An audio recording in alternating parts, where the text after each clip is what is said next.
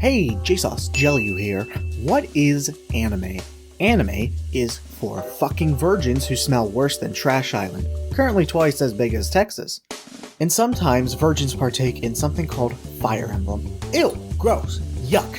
That's where all the yucky in Smash Bros comes from.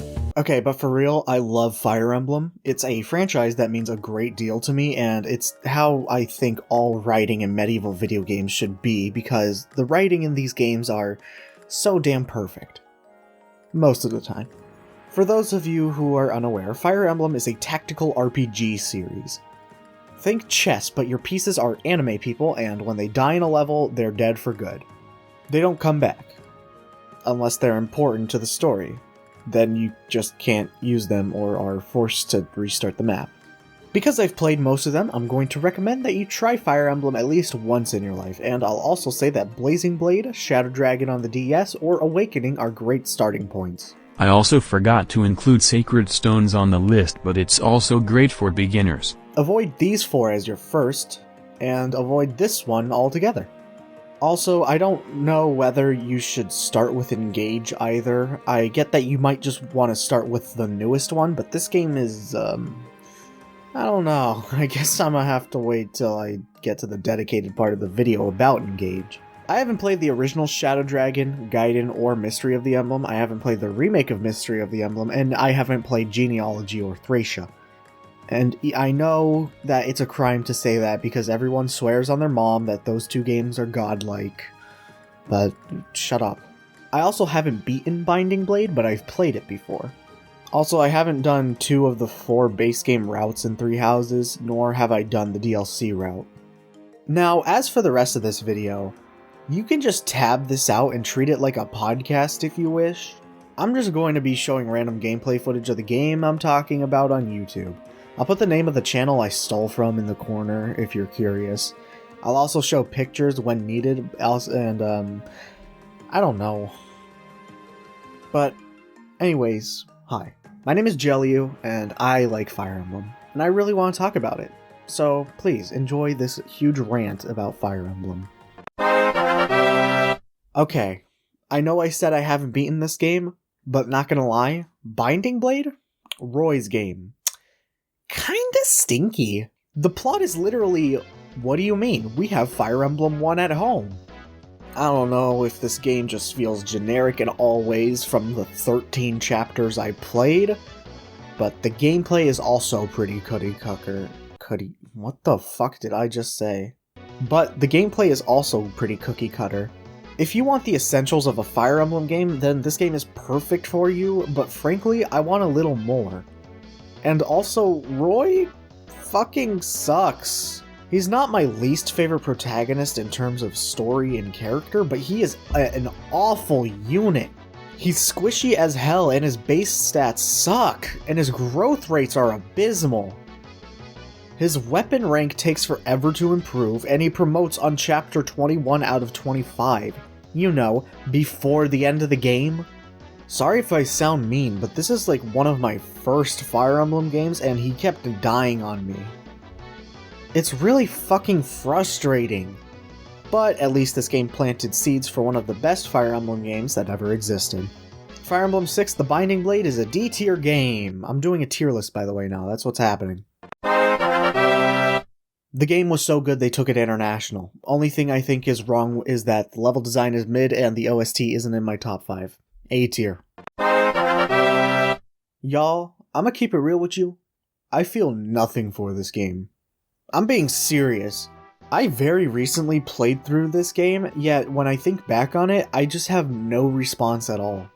Like, the story is good, and especially the way it starts. It starts off really well, but again, I just have, like, no thoughts. Head empty. I think the plot of Sacred Stones could be very strong, but I think the way it was executed makes it meh. Like, it's not even bad, it's just eh. And there are also the protagonists, Erica and Ephraim, who are really fucking bland. Other than they're kind, what else can you tell me about these two?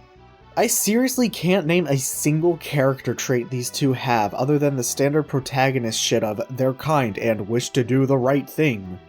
Like, I'm legitimately trying to name one and I can't. But at least Seth is kinda cool and he carries you throughout the entire game. Seriously, he's strong as fuck, and it legit baffles me that you get to keep this fucker on the prologue. His base stats are amazing, and his growth rates are pretty fucking decent. I seriously might do a Seth solo run of this game, because I know it's possible. Everyone does it. Actually, I might just do a Seth-less run, because that honestly seems like more of a challenge. Another unit that's good is Tana. Tana? Jesus. Finally. A good Pegasus unit in an FE game. When you first get her, she does good damage and has pretty decent evasion, and it only goes up from there once you promote her. Ross and Joshua are also pretty good, Ross especially. Joshua sort of fell off near the end, and he got pretty squishy, but he's still pretty reliable from time to time. Ross was great though, he demolished anything thrown at him. Arenas are pretty cool. I know they were in the other games, but I only ever did them in this game, and now that I know that it's actually a pretty cool mechanic, I kinda want to do it more. It's a nice way to earn money. On that note, fuck money! The gameplay of this game is pretty fucking dull because, they forgot to put strategy in the strategy game. Big surprise that by giving the player access to unlimited resources, the game is laughably easy. There was only one chapter that I found genuinely hard, which was chapter 19. And I only found that difficult because I went through for all the chests. Letting players grind forever is not a good thing in a strategy game, bruh. What else is there? I'd say this game has the best music of the GBA trilogy. The main battle theme, although repetitive, goes pretty fucking hard.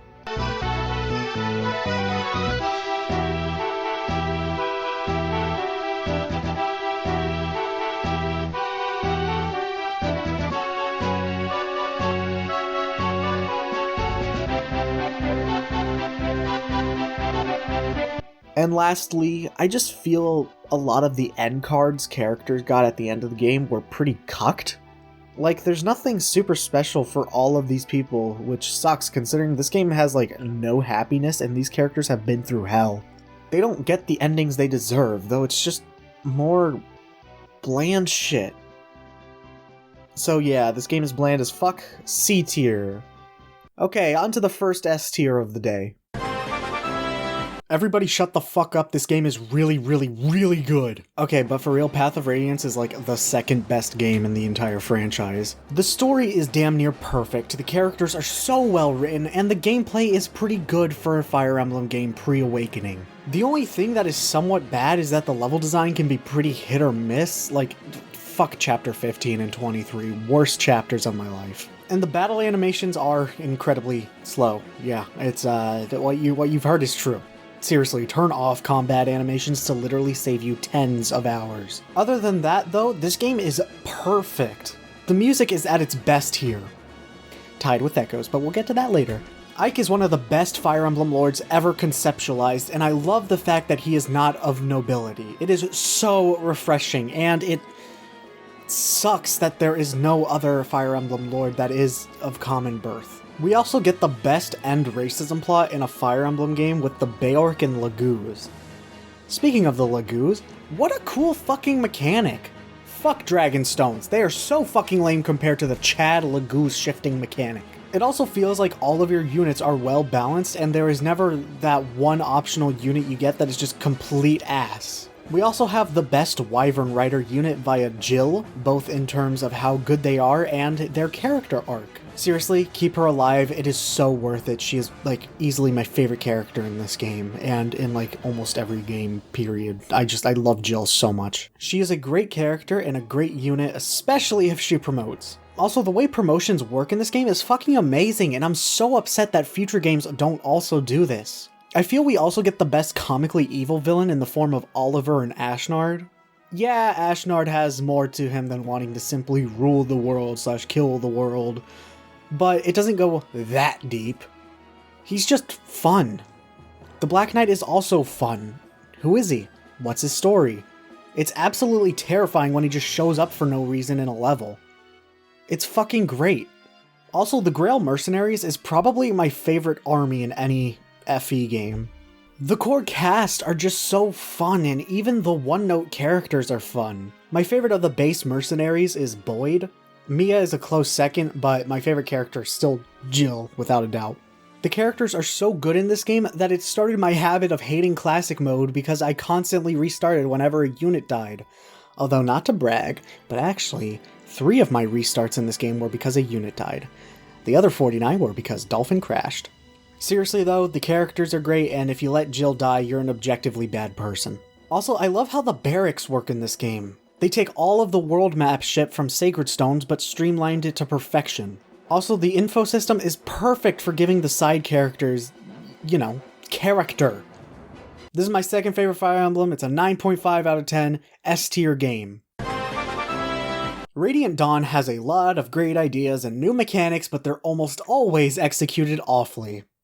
That being said, I like the introduction of green spaces, I like the changes made to the jELeeoos, they made skills way more impressive, but then we get to the weird shit. Firstly, in this game it is fact that you might genuinely fall asleep during the enemy phases.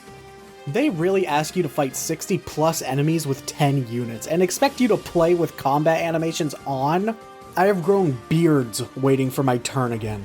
Also on the gameplay side is the map design, and I'm gonna keep it real with you. Kinda stinky. This Fire Emblem is one of the more difficult ones, but it's difficult in a fuck you way more than an actually difficult way. I hear Thracia is even more fuck you difficult, so that fills me with hope. But the main reason map design sucks is because the way this game handles unit placement. This game does things differently by making you play a few chapters as one group, then you play a few chapters as another, and so on and so forth. But unfortunately, the first group you play as, the Dawn Brigade, is absolutely garbage. Everyone unanimously agrees that they fucking suck, and even people who say they're good always have conditions of, oh, they're good if you give them certain weapons and stat boosters. Oh, they're good if you build supports with them correctly. Oh, they're good if you dump all of your bonus EXP into them. Fuck off! The other units are good without any bullshit. You just use them and they're good. I hate when I'm forced to use these squishy-ass characters, especially Micaiah. She dies so damn quickly, and if she dies, it's game over, so you either need to dump all of your BXP into her so she can withstand more than one hit, or you just have to have someone rescue her for the entirety of the map, which is exactly what I did for the endgame. They also completely screwed the pooch with Jill. What the fuck? Jill actually sucks unless you give her the energy drop and Seraph robe you get in part 1 and dump a shit ton of BXP into her. It is so fucking hilarious that the second you stop playing as the Dawn Brigade, the game gets exponentially better both in terms of gameplay and story. On that note, however, I'm really glad all but like 2 of the units return in this game. It's fucking great. And the only one I've ever missed getting before is Stefan, which really sucks because he carried me through Path of Radiance's endgame. But I mean, you get him pretty late in Radiant Dawn, so I assume it's just like whatever. Also Har. What a fucking monster. You get him in the part 2 prologue, and he's in most of the chapters after that, and good god, he is just indestructible. Not even crossbow wielders can take him. Oh, that reminds me. Fuck enemies with crossbows. They immediately find your weakest unit and make a beeline for them and one-shot them. It's so fucking annoying. And to wrap up gameplay complaints, oh yeah, support conversations don't exist in this game. What? I love the idea of the support system in this game being more gameplay focused, but could you not just rename that mechanic to something else and have supports stay the same? What the fuck, Fire Emblem? That's really stupid. Almost as stupid as the Blood Pact and what happens to Peleus. Boom! Great transition. This is a spoiler town. Skip here to avoid spoilers. Okay, for real, the Blood Pact is such a stupid plot device just so Micaiah and Dane can get involved in the war between the jELeeoos and Benyon. Benyon? I don't know how to pronounce it. And it's even worse that Peleus literally dies for no reason because fuck it, we need an incentive for people to play on New Game Plus and he doesn't die there. It is for serious in the 3-way tie for the stupidest plot device in a Fire Emblem game. You'll see what the other 2 are soon enough. But at least the second you stop playing as the Dawn Brigade, things get way easier and way better. I especially love how the second Ike is reintroduced, you go straight to war. It just feels right. And also, it just feels like the plot is actually really picking up. Because for the beforehand in the plot, you're just sort of like doing fuck all. Okay, like, obviously you're not doing fuck all, but like, what you're doing seems to lack purpose. The Jeleeoo's alliance versus Benyon is probably one of my favorite conflicts within a Fire Emblem game because most of the people you fight aren't evil at all, and they're just following orders. It's those at the top who are to blame for all of the evil. Honestly, the plot of this game is overall just incredibly based, but I still say I'd like Path of Radiance more because it's less complicated and more focused on a single group, that being the Grail Mercenaries. Speaking of the Grail Mercenaries, let's talk about Ike. What an amazingly written character. He is literally the perfect example of the strong, kind, brute character archetype. He plays off that role better than anyone else. He's an amazing leader as we got to see him grow into that role in Path of Radiance, and here we get to see that growth pay off. He's not a moron, he makes smart calls. He may not be the smartest, but he knows when the right time to go on the offensive and when's best to take care of his team. We see this development immediately when he pushes off going for the Black Knight. He prioritizes the current war going on before avenging his father. And he's also just like a genuinely nice person. Even when he's serious and threatening a person's life, he is as respectful as he can be about it.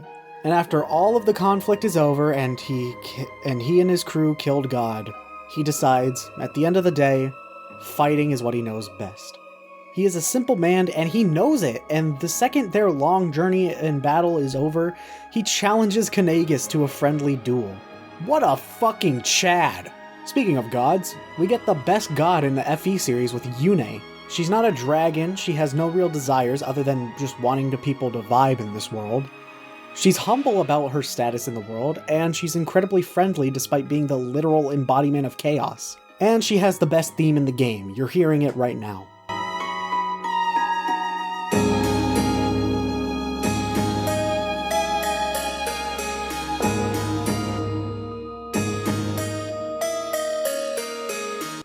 Who's another character to talk about? Oh yeah, Soren. The best tactician in the series, character-wise. Soren is so likable because he is the perfect example of a friendly foil to the protagonist. Soren is Ike's tactician and right-hand man, but he often disagrees with Ike because Soren is ultimately thinking of what's best for the mercenary company and what's most efficient. Even if it means being a pessimistic asshole, when he suggests a plan that Ike doesn't like, Ike doesn't go, "Soren, that's evil, you should feel bad." No, he's not a pussy like that. He sees the value of that view and understands it, but he decides something else because it's just not Ike. And Soren isn't a pussy about it either. And the bond these two share is fucking amazing. Also, they're gay. They are so gay. There's literally a video explaining how good of a gay couple they are because they are so gay. Anyway, Radiant Dawn has a lot of good characters, but you know who isn't? Micaiah. Yeah, I'm not done arguing about her. I deadass think Micaiah is my least favorite Fire Emblem protagonist, and that's saying something because Corrin is dumb. While lame Fire Emblem protagonists are either dumb like Corrin or just have no personality like Byleth, Micaiah is just straight up despicable. Again, she blindly trusts Peleus and ignores everyone else's feelings about the war and leads them into a battle they'll lose anyway. She shows concern for this, but she goes along with it anyway, even before knowing about the Blood Pact. What the fuck?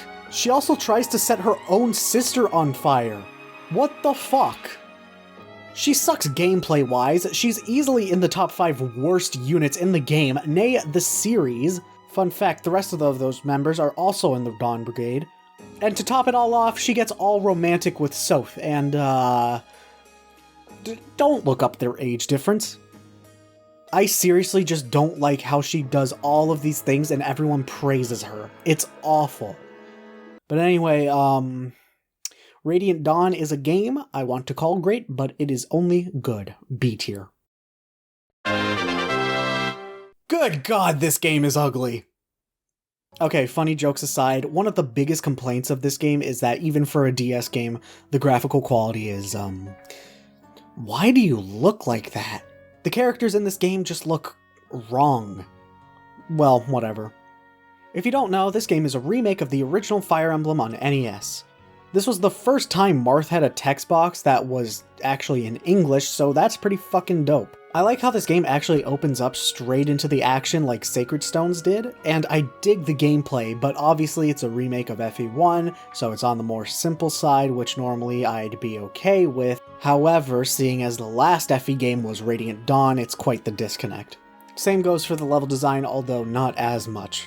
But I mean, I'm just saying, how good can your levels be if speedruns of your game are... Jesus, y'all are fast.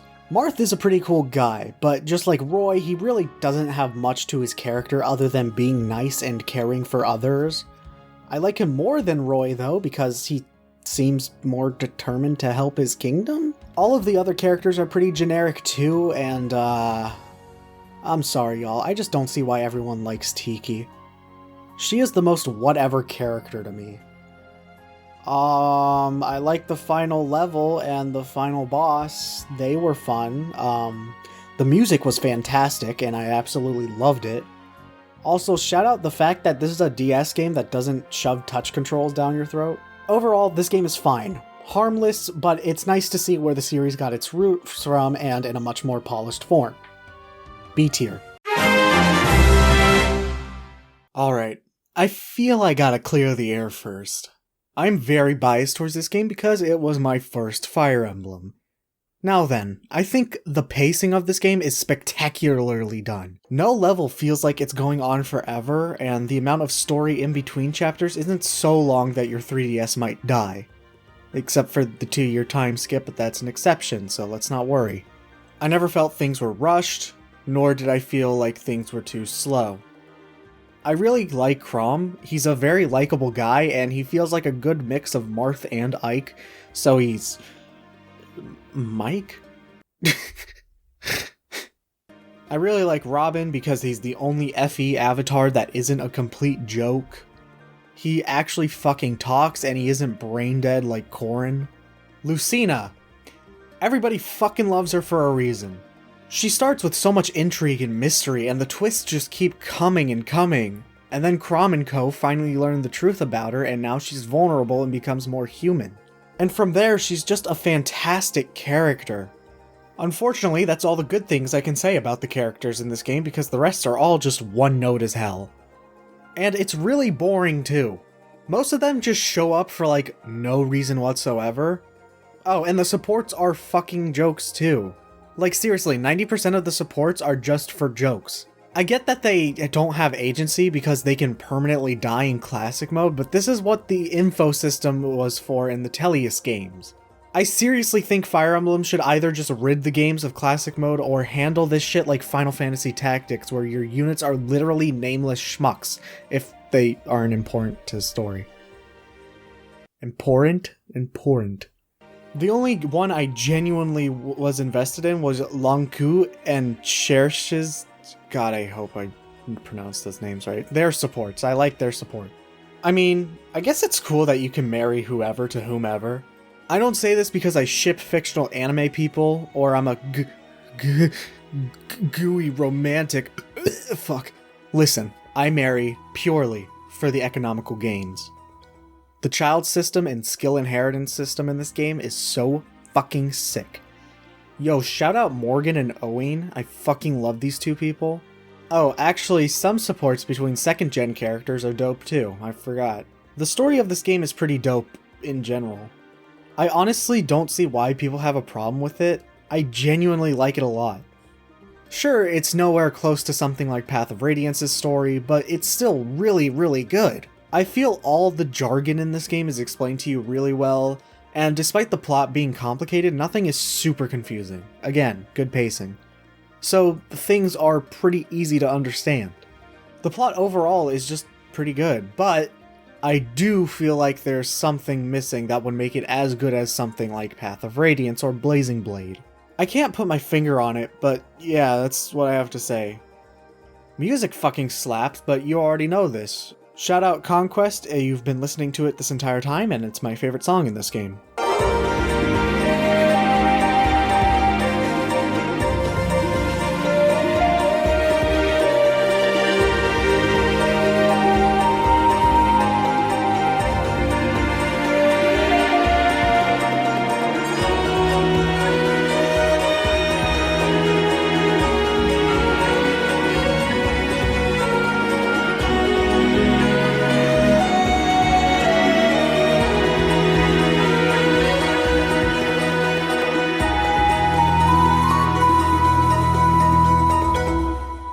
Now, you may have noticed I haven't discussed the gameplay yet, and that is because, holy shit, this game is a joke! They may have forgotten to put strategy in Sacred Stones, but dear god, Awakening never had strategy in mind. This is by far the easiest game in the entire series, and probably the entire tactical RPG genre of games. Robin is broken, Chrom is broken, Lucina is broken, pairing up is broken, everyone is broken in this game if you just spend 2 seconds of your time leveling them up. Once again, there's access to unlimited resources, but even more so this time. Grinding is in a fucking strategy game has never been easier. You get so much money in EXP from doing the optional fights and paralogs, it's actually a joke. You know how in the beginning of the game Lissa says, "Wow, Robin, you can use swords, magic, and tactics? Is there anything you can't do?" No, there really isn't! Well, now. This game is easy to the point of being stupid, and despite all of that, this game is still overall fantastic. 7 out of 10, A tier. Okay, time to talk about the bad one now.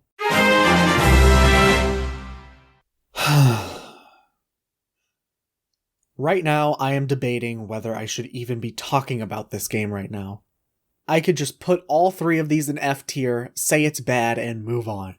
And I feel like most people would understand why. These are genuinely bad games, and most people know that at this point. This is easily the worst game in the series. I don't know if there's any real point to discussing it further, but at the same time, I do want to rant about it, and my problems with this game because, yeah, it's shit, so fuck it. Let's talk about Fire Emblem Fates. Here's the obligatory sentence about how this soundtrack is top tier. It's good, despite the rest of the game being not good. So go listen to it. In terms of gameplay, this game is just as easy as Awakening, but they changed the class names for people from Hoshido. And also, remember when I said Awakening was the easiest FE game? I lied. This game adds a new mode along with casual and classic called Phoenix Mode. Playing on this mode easily makes this game the easiest thing ever. It's not even a game. Actually, it's a visual novel. You're reading a visual novel on Phoenix Mode. Units revive on the next turn. Did I mention Fire Emblem was a strategy game? In terms of level design, Birthright has brain dead level design because it's too easy. Revelation has brain dead level design because it's too complicated. And Conquest is pretty alright actually. I like the castle. It's a nice system to replace the barracks of old. I like how you can customize your hub. It's really nice. The amiibo support in this game has always been pretty cool. Being able to summon the other FE protagonist and talk with them, and talking with them long enough allows you to fight and recruit them. That's really cool. If not cheating. I really like the idea of Conquest being like an older Fire Emblem where it's back-to-back levels on a linear path while Birthright has a world map like the newer ones. Anyway, that's all the positive things I have to say about this game. I'm going to be mean now. Okay. I can't dodge it forever. The incest and child dating shit. Why? Just why? Why is it always Japan? Why is it always that there's one game in a Japanese video game series that ruins the entire series' reputation by being softcore hentai?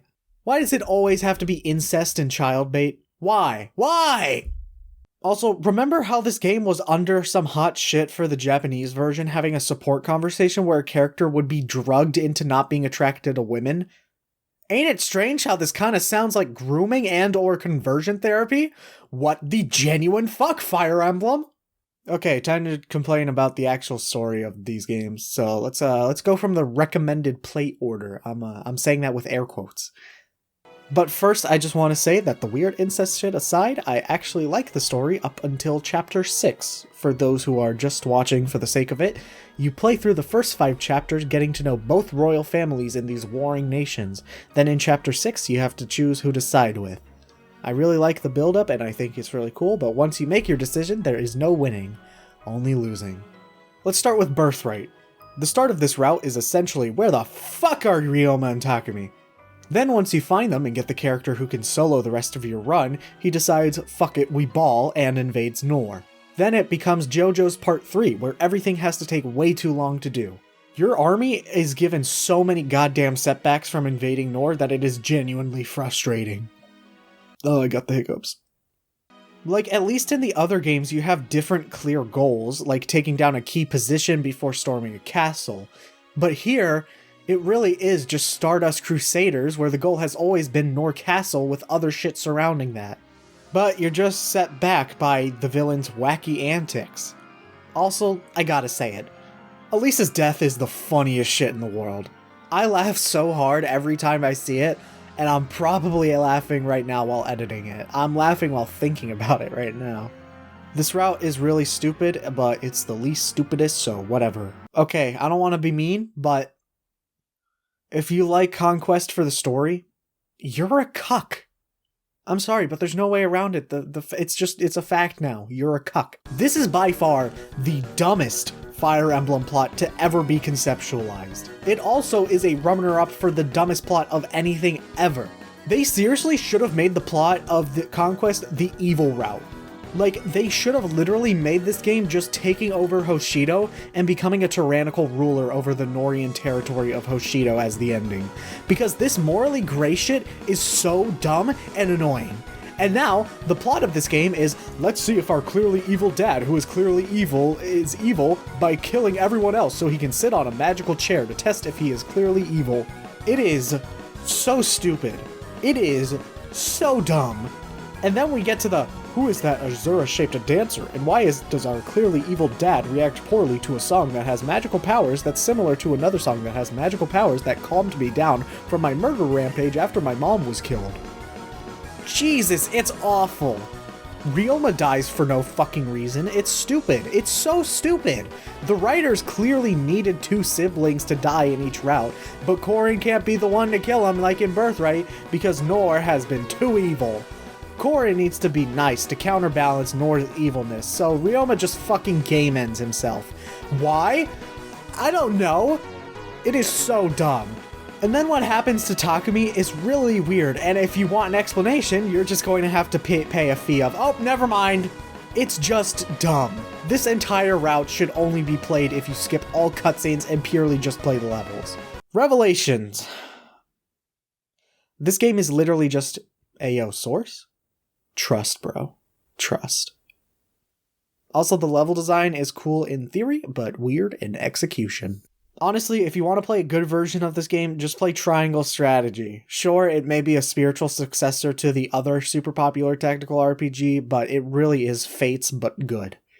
Anyway, fuck this game, it's awful, F tier. Time to talk about the best one now.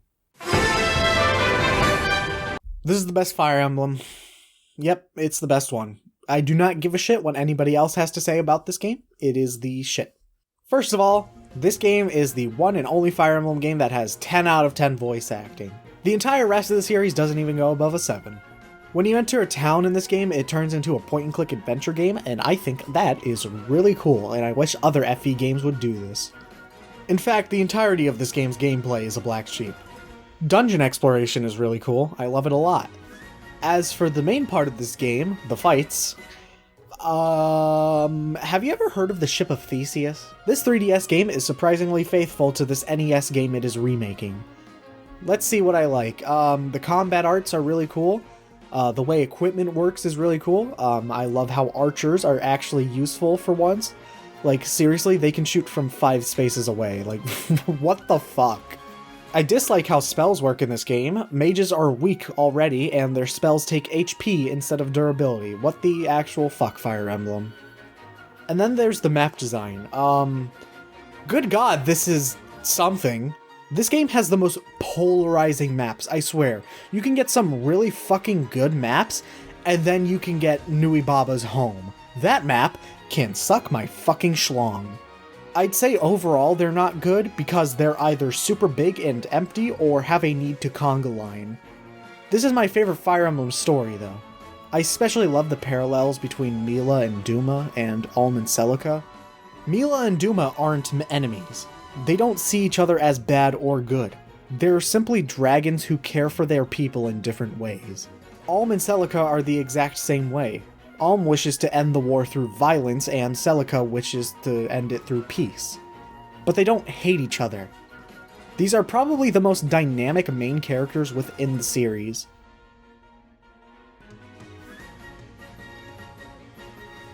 The supporting cast is stellar too, except the ones that are new, but don't talk about that.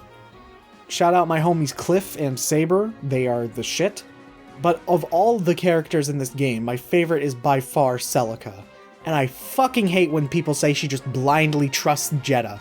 That is not what happens. She goes along with him because she feels there's no other way. I seriously don't get why people think she's dumb in this game. I don't feel like explaining this more though, so I'm gonna link a video in the description talking about how great Celica is. Now, on to the number one best thing about this game. It is, without a doubt, the music. The music in this game is straight up otherworldly. I don't even think I'm over-exaggerating when I say my possible favorite song ever lies within the soundtrack. I mean, listen to all of these bangers.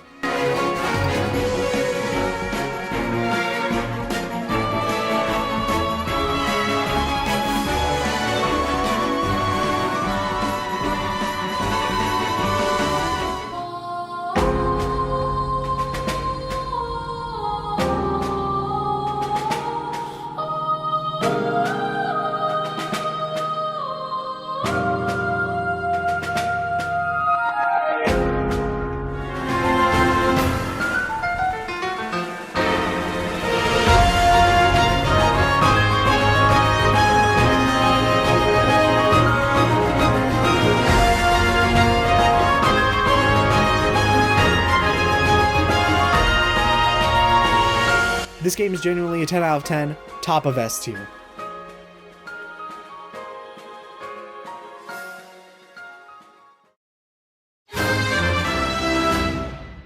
Uh-oh, we're at that title, the one that's going to take the longest to talk about. Okay, quick background. I pre-ordered the game, played Verdant Wind as my first route, immediately played Azure Moon after, dropped it on the second Gronder field battle, picked it up again, and finished it 2 years later. And then I looked up a Let's Play of the other two non-DLC routes. I'm going to be fully blunt with y'all, I am not going to give a definitive opinion on this game. I will say that I like a certain aspect, but I have so many mixed feelings about this game that I can't just say, I like it, or I don't like it. It's just impossible. So let's talk about the gameplay changes, because this game is the black sheep of the franchise for a reason. This game should definitely not be your first FE game, for the sole reason that, even as a veteran, there's a lot to handle gameplay-wise. They took the simple shit from the other games and made it super complicated. I like the teaching aspect, but it's really hard to keep all of this shit on track if you don't write down what build you want for your characters and what attributes and skills they need to focus on. And also what their personality is like so you can answer their questions well enough to increase their morale. It's a lot to handle. Also, fuck gender-specific classes. Like, seriously, what the fuck, Fire Emblem? You can only have a good magic caster if they're female in this game? Seriously, what the fuck? In fact, fuck most of the master classes in this game. They often require that you need a high rank in an attribute that just makes no sense for your unit to be well versed in, judging by the pattern of their path so far. This is a game that 100% requires a wiki, which is very yucky considering that going into the story blind makes it infinitely better.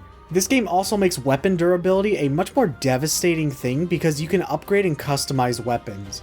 You can even repair them, but it costs both money and resources, and the resources were really hard for me to get near the end of Azure Moon, and I fucked myself on the last level because of it. I find it weird that this game decided to remove portraits of your weapons and instead just show a symbol for which weapon class it falls in. I don't really have a problem with it, I just find it weird and wished it was like the other games, but I mean, hey, whatever. This game also introduced the Gambit system, which I really liked. They gave each unit a unique skill that isn't class specific, and it feels like you have an actual army to keep motivated and are fighting in a real ass war. This game does it so much better than the mindless fuckwads in the warrior games. I also feel the monastery portions of the game should have been cut post time skip. It is very useful to explore the monastery and talk to everyone and to participate in these cool events and build relationships. It's really cool. I also find it really cool that if you simp for another student in another class hard enough, they'll want to join your class. I was so down for the idea of Persona and Fire Emblem having a love child that takes place in Hogwarts, but the second half of the game, the monastery becomes pretty useless, and it's really annoying to have to deal with in between the story fights. You can't even recruit new units anymore because almost everyone has chosen a side and the new characters introduced aren't playable units. It also harms the story by taking out the agency. Byleth, this is it. The final battle we've all been waiting for. Our homes, our people, everything. It will all depend on this moment. In 30 days. Hey, have you had tea with Flame yet? It's honestly hilarious, but I still would rather it not be a factor. And to those who say you can just skip days, you don't realize that that is not a good decision because you can't focus on teaching your units and equipping them well enough for the next battle. Unless you're going for a Byleth solo run, which honestly isn't that hard to pull off in this game. I would not recommend skipping these days. Speaking of Byleth, we have the worst FE protagonist right next to Corrin and Micaiah. Byleth is a literal piece of cardboard who can one-shot God, and that's it. Byleth's personality is literally just whatever house they're loyal to, and they say the right thing to cheer someone up, and they care for innocence. Wow, groundbreaking stuff, I know. Normally I wouldn't complain because that's just how self-insert protagonists are, but in a game where every character is incredibly nuanced to the point where people still debate over them today, it sucks that the main avatar is still just like head empty, no thoughts, no personality. Even if they try to make it make sense in the lore, it just sucks. At least the male design for Byleth goes hard as fuck. And before I finish talking about the gameplay, I just want to say that this game runs like ass. The load times are abysmal, and the graphics just look wonky a lot of the time. I also experienced a lot of frame dips when I first played, but when I picked it up to finish Azure Moon, I didn't notice them, so they might have gotten patched out, who knows. And to wrap things up before discussing the story, here's the obligatory sentence about how the OST is an S tier and how this soundtrack is straight fire. Okay, on to the story. Skip here to avoid spoilers. Actually, hold on a second. My recommended play order of the routes is as follow. Golden Deer / Verdant Wind. Blue Lion / Azure Moon. Black Eagle / Silver Snow. Black Eagle / Crimson Flower. I know next to nothing about the DLC route other than it's short and it looks like an afterthought, but whatever. Okay, with that being said, skip here to avoid spoilers because I have a lot to talk about. That being said, Verdant Wind is the best route for the pure reason of having the best characters, and it leaves you asking like 3 questions at the end of the game rather than the 12 you'll be asking at the end of every other route. It is also the least controversial plot. Your main goal is to literally just stop the war in Fodland so you can end racism. And also Nemesis shows up at the end for no reason, but it's low-key chill because he's a joke of a boss. Not only do you get a good amount of general knowledge on Fodland needed for the other routes, but you also get answers to what the fuck is up with Rhea and Sothis and Byleth and why they're a boring avatar. You also get these answers in Silver Snow, but that route sucks. Claude is also the most charismatic and likable lord in this game. He is such a treat to see in action in this game. All of the other characters in the Golden Deers are also likable too, except Ignatz. Lysithea was who I married in Verdant Wind, and all of their support conversations are pure banger. Hilda is really funny and a great unit in terms of combat prowess. Raphael is Raphael. There's just something cool about him, I don't know. Honestly, the only problem I have with Verdant Wind is that the final map feels sudden and abrupt. I feel they should have built up the ultimate racist and have him do shit in the background, and then in the final level he reveals his plan to form the Fourth Reich and have him, and you have to kill him. I feel like that would have been more thematic as the last level, you know, with like ending racism and all. I just think it would be much better than just somehow Nemesis returned. Also, the level design is better than Azure Moon, so it's just the best route for your first playthrough. Now, before we get to the actual best route in the game, there's something I need to complain about. White Clouds is fucking annoying. For those unaware, White Clouds is the name of the academy phase of every route. It is called this because 80% of it is the same in every route. There are only 2 or so chapters that are unique per route in White Clouds, disregarding the weird situation that is Silver Snow. And every time you want to start a new route, you have to sit through the boring ass tutorial chapters, watch some cool character interactions but the same story beats happen, and play the same boring ass maps every time. It is so damn annoying, and I wish there was an option to just skip the actual battles and purely focus on the story in White Clouds on subsequent playthroughs. That way you can get to the actual unique parts of each route. It's so fucking agonizing to have to spend 4 hours at the monastery and spend an hour doing the boring ass map just so you can watch like 7 minutes of route specific cutscenes, and then repeat that 12 times. It's really annoying. Okay, tangent aside, let's talk about the actual best route in this game. Azure Moon is really fucking good, and Dimitri is tied with Celica as my favorite lord. I'm not joking. Now look, I'm a huge sucker for punished characters that are purely motivated by rage and revenge that slowly learn to be good people. Berserk and Vinland Saga fucked everything up by being a series with the best written characters ever made. Granted, the redemption happens fairly quickly with Dimitri, but at least there are multiple seeds planted for the big moment beforehand. Azure Moon takes the generic plot beats of Fire Emblem games and cranks them up to 11. Dimitri is fucking insane and is purely using his friends to further his goals of killing Edelgard. His friends find him despicable. They're only using this war to free their kingdom.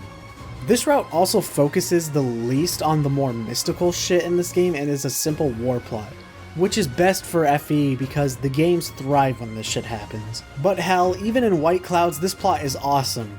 Dimitri was left so scarred by the Dusker massacre that the only reason he enrolled in the academy was to suss out the imposter to find out who's responsible. And when he learns that his childhood friend plays a role, he goes fucking ham. And he continues to go ham during the time skip to the point where both the story-wise and gameplay-wise, he's an indestructible monster. The only thing that sucks about this route is that it doesn't really take time to teach you about the shit that doesn't relate to Dimitri, which is why I think you should play Verdant Wind first. Also, the ending is pretty abrupt, but like in a really weird way this time. I really like the last cutscene, but then the narrator comes in and says, Rhea and the kingdom were saved, and Dimitri was a cool dude from there on out. The end. Rhea really got rescued off screen.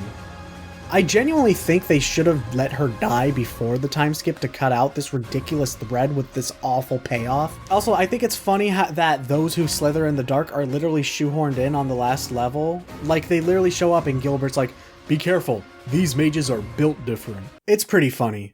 Still though, this is the best route and I love the Blue Lions, even if some of them suck. 10 out of 10 route, I wish this was the only route. Alright, Silver Snow is really dumb. I like the idea of not being loyal to any of the houses and instead being loyal to the church and leading it in order to rebel against Edelgard, but it's so stupidly done. Also, this route just ends up being a worse Verdant Wind. Instead of ending racism at the end of the game, you just rule the entire nation after killing the dummy thick pope who is also your grandma, who is also your daughter, who is also yourself. This game is weird. It's funny that this route was the original concept and all other routes stemmed from this one, when this route feels the most incomplete, and I would say that this is the worst one. Like, the devs realized there's virtually no reason for Claude not to help you in this route, but no lords in this route. So he just disappears after the battle at Gronder. They didn't even write it off in a cool way like in Azure Moon where he flees the country after giving his army to you. He just straight up vanishes. It's so dumb. And don't even get me started on the dumbass ending. You would think the route would end after rescuing Rhea and killing Talus, I don't know how to pronounce his name. But no, Rhea tells you about all the weird shit she did to you and then immediately loses her mind and you have to kill her. What the fuck? She got hit by a missile and it caused her to go insane, and you have to put her out of her misery. This is actually just as stupid as the magic chair in Fate's Conquest. It's so dumb that the entire goal of Silver Snow was to save Rhea just so she could get hit by a fucking missile and all of a sudden go insane so she can be the final boss. I'm not joking when I say that the final chapter is literally, Byleth, thank you so much for saving me. I want you to rule over Fodlan. But first, let me tell you all about eugenics. Approximately 10 hours later. And that is the truth about your past. Ah! It is so ridiculously stupid. I do love the idea of Rhea being a manipulator who hid technology from the world in order to prevent a nuclear fallout. I think that's pretty cool. Anyway, this is the worst route in the game, and that's saying something because I now have to talk about Crimson Flower. Crimson Flower is good conceptually, but it feels kinda rushed. Yeah. Okay, firstly, This route is pretty weird to access. You need C+ support or above with Edelgard, and then you have to talk to her at the monastery before the fight at chapter 11. There, you'll get an option to watch her get coronated as the Emperor. Then after the chapter's map, you'll get the choice to pursue Crimson Flower or Silver Snow. Now with that being said, Edelgard isn't a fascist monster like retards on Twitter will make you think. She was fucking tortured as a child and genuinely wants to make the world a better place by abolishing Crest supremacy. But she believes that the best way to do so is through blood and violence. And she knows everyone will hate her and that history will see her as a tyrannical monster because of this. But she doesn't care, because she thinks the world will genuinely be a better place because of this. It's also amazing to see her slowly warm up to Byleth, and I find it very cool and interesting. I also like how this route portrays Dimitri, because unlike the rest of the routes, he isn't a bloodthirsty madman, because he hasn't spent the past 5 years in isolation. I also like how we see that although Edelgard was working with those who slither in the dark, she fucking hates them. Now, as for the negatives of this route, everyone feels underdeveloped and Claude gets cucked once more. That's pretty lame. Okay, but for real though, this route is entirely dependent on whether you agree with Edelgard's general opinion on the need to abolish Seiros, and Crest supremacy, and the church, and like how this all is dealt with. This is very much the Edelgard show, and if you don't like her, you will most definitely despise this route. But frankly, there's a 2-hour video explaining this route better than I could ever, so I will simply link that and move on. Christ, that one was long. Okay, this game has a lot going for it, but at the same time it doesn't. So I'm not going to put it in a specific tier, I'm going to put it in Schrodinger's tier. It is either an S tier or an F tier, but until we know for certain, it is simultaneously both. Okay, on to the new one that's kind of weird. So you know how Three Houses does a lot right and then it does a lot wrong and then it's really confusing? Well, Engage does the same, but instead of being confusing, it's just really, really, really stupid. I have a lot to say about this game as of writing because I just finished it. So let's just jump into it. This is probably my favorite gameplay within the franchise. Honestly, if there is a Genealogy remake on the way, then I hope it has gameplay similar to this. I especially think the backup role mechanic ought to be utilized more in future games, and the namesake of this game, the Engage system, is really cool, if not broken. Ike and Lucina are fucking broken rings to have, Lynn is a close second, and also make sure to get all of your units to inherit Cantor from Sigurd, and also have all of your backup units inherit Dual Assist from Lucina. Things like this break the game. In fact, damn near everything breaks this game. It's really easy to just break the game into your favor. And if you have the DLC, you don't even need to try. Weapon durability not being a thing makes it real easy to just give all of your units killing edge weapons and make them all crit monsters. My Ponette, Lapis, and Kagetsu all had 50% plus crit rates by the end of the game. So on one hand, not having weapon durability does that, but on the other hand, it allows me to beat the game more quickly, so honestly, that's totally fine. Weapon engraving is also a really cool thing. Shout out Ike and Leaf's engraving specifically. Erica's also became useful in a pinch. We also get what is probably my favorite FE map of all time with Ike's Paralog. It was just so damn fun, and I'm honestly upset that I didn't save to a different file so I could play it again. You're put in the center position of an FE9 map, and your goal is to kill Ike. But there are a shit ton of enemies, so obviously the best option is to turtle in the fort until the enemy count is low enough to where it's just easier to go for Ike. But all of a sudden, boom! What was that? He blew up the whole fort! Okay, I take it back. This game's incredible. Ike just tears down an entire wall and building in guns for you. This map is where I actually had to be the most strategic, and it was really fun. I recommend playing it the second you get Corrin's Ring.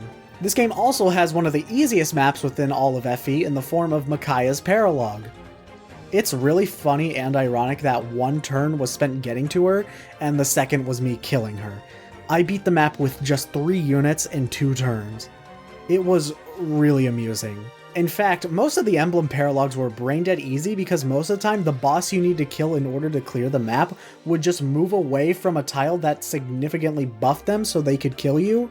In Sigurd's paralogue, you need to stand on a tile to let down a bridge so you can get to Sigurd, and when you do, like a cajillion enemies spawn on the other side of the bridge, so you think, holy shit, that's a ton of enemies with high defense, resistance, and strength, this is gonna be annoying as fuck. But then Sigurd, with his huge movement range, comes to kill you and his cronies don't follow him, so his paralogue is only 50% hard? What?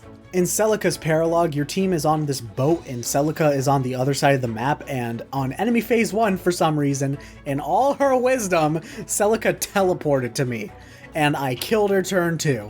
I was so genuinely dumbfounded that I actually out loud said, "You are so stupid." Marth, Jeliioo, Sigurd, Lynn, Ike, Micaiah, Corrin, Camilla, and Soren all came out of their safe spots to attack you, and that's what cost them the map. Granted, I'm gonna put an asterisk next to Ike and Micaiah because I already explained how Ike's map works, and also he's a lot more tougher than the other emblems, and I got pretty damn close to Micaiah on turn 1. Lucina also moves around, but that's just because her map is literally just Chapter 4 of Awakening again. Anyway, to wrap up the gameplay side of things, why on earth does this have a gacha mechanic? It's so dumb and stupid and I will not stand for this. I will be refunding my copy of Engage later today. Gacha is dumb and stupid and it needs to die immediately. There's also integration you can do with FE heroes, which is incredibly yucky. Okay, we can't avoid it forever. The character designs. Why? Apparently the people saying these characters were designed by a VTuber artist were not joking. A VTuber artist really did design these characters for this game. I swear, the only reason this could be a good business decision is that there really is a jELeeoo remake in the works and it's getting all of the attention. It's the only way it makes sense. Okay, back on track. Aleer looks dumb. Like, really dumb. Like, really, really, really dumb. Hortensia looks dumb. The villains look super dumb. Other than that, though, these characters look pretty fucking awesome. Until you promote them. I decided to reclass Jean to a mage, and then I promoted him to a sage, and oh god, turn it back, turn it back! Also, why can't we change a unit's outfit in the Somnial, but not in combat? Speaking of the Somnial, it's really cool. I like it more than the Monastery because it's smaller and it doesn't become obsolete halfway through the game. Remember to put all dogs on your farm. No, seriously, that's the meta. I still prefer the Barracks in FE 9 and 10, but it's cool. It's still cool. Going back to the characters, again, like Awakening, most of them are one note, but at least they're a lot more tolerable here. Except for Clan, Fram, and Alchrist. Those fuckers are so goddamn annoying, and I benched them as soon as I could. Shout out to Lapis, Kagetsu, and Yunaka. They're all fantastic characters, and I romanced Lapis with Kagetsu in a close second. Louis is also a fun character, but he's boring sometimes. All of the C supports in this game suck, but B and onwards are all either okay or great. Except Clan and Fram. Shout out Citrines and Yunaka's support. Yunaka's support in general are just amazing. She's the only character in this game with depth to them. Louis and Rosato's supports are also pretty funny. Tamara and Aleer's are funny. Tamara and Rosato in general just have funny supports with everyone. This game also has my favorite Anna in the series because she is basically Katie from Big Time Rush, and Katie is the fucking shit. Now, although I'm praising these characters, I should clarify that I'm trying my damnedest to look on the bright side here. Almost every other FE game outdoes this one in terms of supports. Speaking of older games, what the fuck? We're told the emblems can remember the events of their games and they can speak, but they don't actually do shit. Lucina fought against a Fell Dragon who looks very similar to Sombron, the Fell Dragon of this game. Yet she has nothing to say on the matter. It's just... You see... At least Sigurd gets more screen time than any of the others, which makes me think that there really is a jELeeoo remake on the way. As for this game's story, holy shit, this is the most predictable thing. This thing is more predictable than betting on who would win between a hamster and a grizzly bear. This is just so dead-ass boring. This is seriously the most bland thing to ever exist. I know I just said the same thing 3 times in a row, but I seriously can't emphasize it enough that this is just a dog-ass story. It's nowhere near as bad as Fate's, but it still sucks. It's so boring that I was dead-ass tempted so many times to skip cutscenes on my first playthrough. And now that I've beaten the game, I can say with certainty that you're not missing out on much if you do so. So please, you have my full blessing. Just enjoy the maps and gameplay and forget this game has a story. And the only thing about this game that isn't predictable is that when you think it's going to be over, you need to go on a 3-chapter MacGuffin hunt at the end of the game. There's also time travel shit in a chapter that I won't spoil, but it's really stupid. Even the music isn't anything special. This is an RPG from Japan, they're meant to have banger music no matter what the fuck? And in this game, the music is just incredibly mid, and the worst songs are the ones that you hear the most. This shit is awful, at least the Soul and Battle theme is pretty cool. To quote Captain Astronaut, a YouTuber I very much respect, For me, gameplay is king, but watching hours of story cutscenes so you have context for the gameplay? That's gameplay! Or at the very least, part of the experience and shouldn't be treated like an afterthought. And its overall presence feels like content for the sake of content. Like they made a checklist of everything Fire Emblem games have, but didn't stop to think, how do we execute these features to serve the overall game design and provide a positive experience for the player? this game is a C tier, but it is a very stupid C tier. Alright, for funsies, I'm gonna put the games I haven't put on the list in tiers based off of what I've heard from other people. FE1 goes in D tier, 2 in D tier, 3 in C tier, 4 in B tier, 5 in C tier, 12 right next to the OG. So going from bottom to top, here's my official Fire Emblem tier list. Okay, see you later when I eventually do this for Zelda. Bye!